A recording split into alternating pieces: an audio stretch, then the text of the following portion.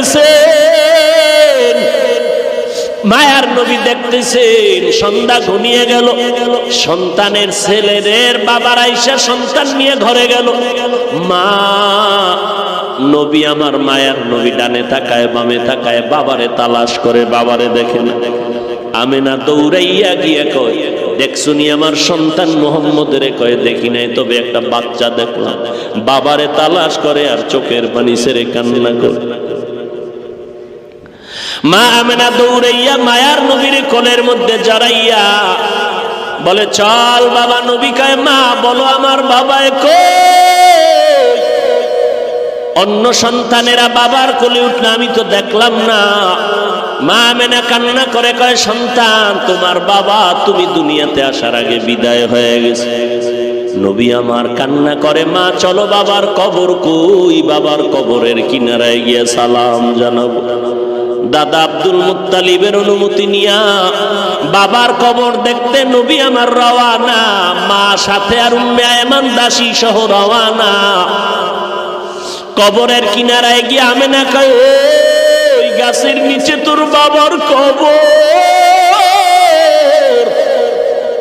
মায়ার নবী লাফ দিয়া কবরের কিনারায় গিয়া চোখের পানি ছেড়ে হাউমাউ করে কান্না করে। আল্লাহ কয়, জিবরাইল যাও আমার নবীর ফিরাইয়া দেও, আমি কান্না সহ্য করতে পারি না। মা আমেনা সহ নবী সহ এবার আবার মক্কায় রওনা। কিছু দূর যাওয়া মাত্র মা আমেনা কয়, আমাকে বিছানায় দেও, আমার পেট ব্যথা শুরু হয়ে গেল। মা আমেনা চিৎকার দিয়া কান্না করে আর বলে, আমার বোধহয় শেষ বিদায়ের আওয়াজ। মায়ার নবীর ডেকে বলে, রে মুহাম্মদ আর বুঝি মাকে সুস্থভাবে দেখতে পারবা না? মন ভরে দেখে নাও, মনের মতো মা বলে ডেকে নাও, আর ডাকতে পারবা না। এবার নবী কান্না করে, হে মালিক, বাবারে দেখতে গিয়া মা হারাইয়া আজ আমি এত অসহায়। দাদা আব্দুল মুত্তালিব অপেক্ষা করে, কই আমার নাতি এখনো কেন আসে না? হঠাৎ করে নজর করে দেখে মানুষ পাঠাইলাম 3 জন, দেখা যায় এখন 2 জন। কিনারায় গিয়া দাদার গলা জড়ায় কাঁদে আর কয়, দাদা বাবারে দেখতে গিয়া মা হারাজ বড় অসহায় হয়ে গেল।